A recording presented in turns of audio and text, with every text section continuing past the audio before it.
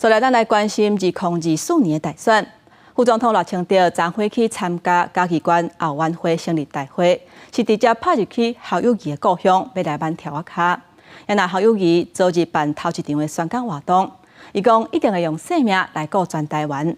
另外，郭文德讲，伊相信家己有才调，会当拍出哪力的万中围，拼出一条血路。罗清德动算，罗清德动算。比检及控制苏民进党总统参选人副总统罗清德信赖台湾自由会插旗嘉义县，被解说是要直冲国民党总统参选人侯友宜故乡即军本命区，各发出要伫嘉义大赢10万票。国民党包括伊的候选人接受九二共识，如果接受九二共识这个中国原则，放弃台湾的主权，只不过是一步一步走向专制独裁怀抱嘛。不要让国家在爱不爱台湾的无畏纷扰，陷入战争的残酷风险中。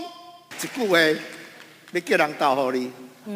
我内心直接讲就是用我的性命顾台湾的安全。